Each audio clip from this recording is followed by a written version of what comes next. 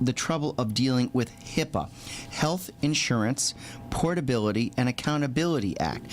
Now, after age 18, the HIPAA laws are quite strict, meaning you are not allowed to access health information. It's called PHI for PTO.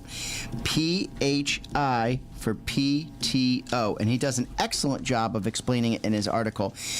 It's personal health information for payment, treatment, or operation. So, one thing I had actually happened to me yesterday during this article. I'm reading it and I'm saying to myself, boy, I've been HIPAA compliant forever. It's funny that people are actually getting with it now. You are not allowed to be un-HIPAA compliant. It's a federal law. So, over at the fabulous Bushka Lumber on Fairfield Avenue, a client calls me up and says, blah, blah, blah, and I have to step in and be the HIPAA bully, and I called the office back and I said, would you mind having his very, very, very intelligent 19-year-old daughter call me, because I have to do it with her. So anyway, the guy happens to be my friend, and I know his beautiful wife, so there was no harm, no foul.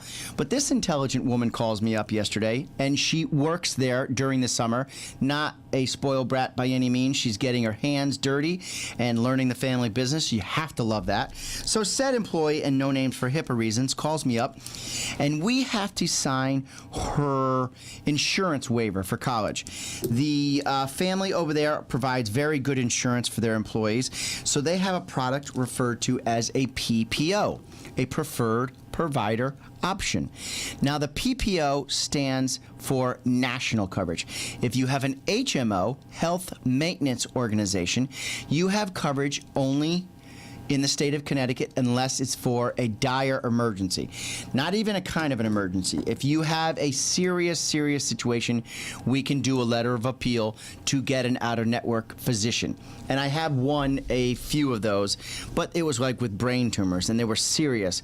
So what we had to do with the HMO, Health Maintenance Organization, was we had to do a peer-to-peer, a doctor-to-doctor talk with the insurance carrier, and the insurance carrier approved a particular procedure at Memorial Sloan Kettering. So then you have a second option, which is called a point of service. It's an HMO wrapped around slight out-of-network coverage. So if you don't want to just die in Connecticut, you have the option to pay quite a big deductible of $6,000 and to get care outside of the extended network where the insurance carrier's arms reach. Connecticut is the smallest carrier in the state of Connecticut in regards to the big four. I will discuss at length in a few minutes one carrier we are losing. And please listen to that, you HR people, on that one. The bigger carriers are United Healthcare, Aetna, Connecticut, and Anthem. They are the bigger ones.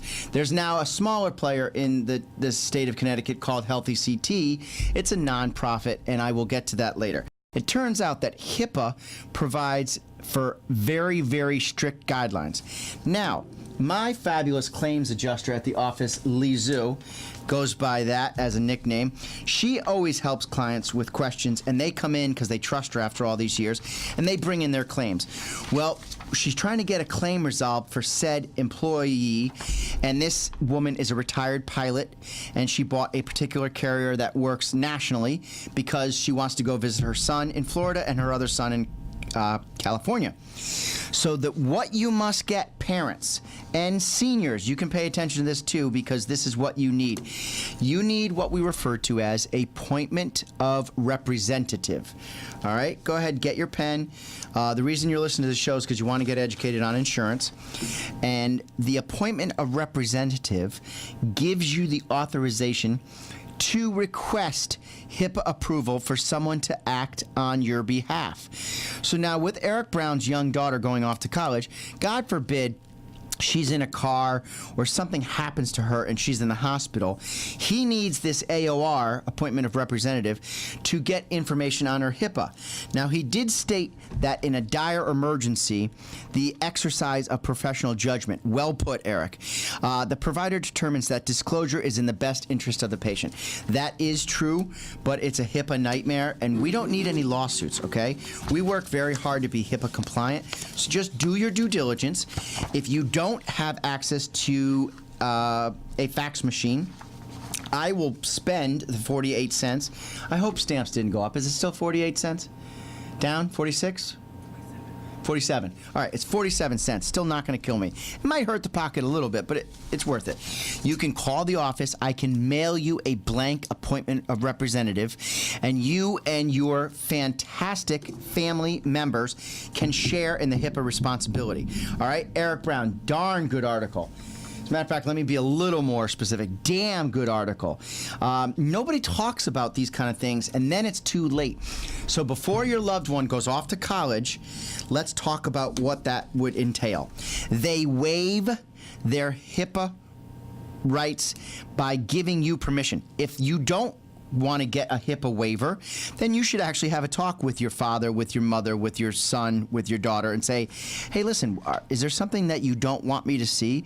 Communication is key, especially in life. Said woman, she and I talk to each other on the phone. She waives her insurance at the school. She goes to a very intelligent school up in Rhode Island for smarty pants.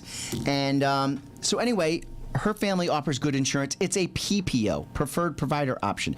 So the PPO allows you to use any doctor in the state of Connecticut. With United Healthcare, you use Oxford of that state or United Healthcare of that state. With Aetna, you can use Aetna Coventry, Aetna or just Aetna Plain within the United States.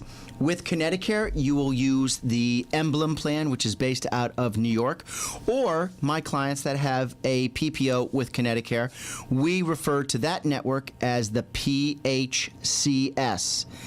Physicians Healthcare Service, PHCS, Physicians Healthcare Service Network. So on Connecticut, when you're out of the state of Connecticut, you use the extended network, the PHCS network. And then with Anthem, fabulous Anthem, even though they do rate increase, they pay their claims regardless, and they are not the one going out of business.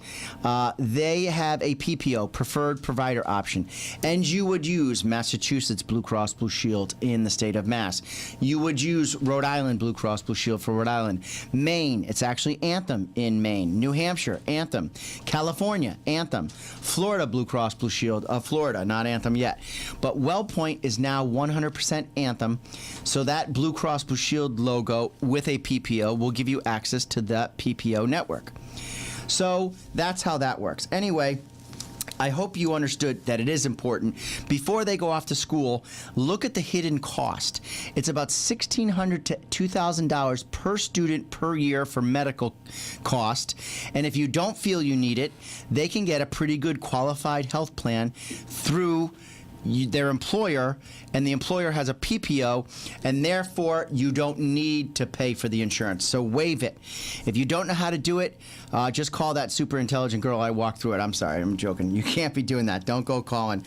But anyway, it was a good experience, and she was 19, and she handled it like a champ. So very good parenting there. If your child doesn't want to handle it, then you can always do it, but you just need to get an AOR, appointment of representative, to act on their behalf. All right.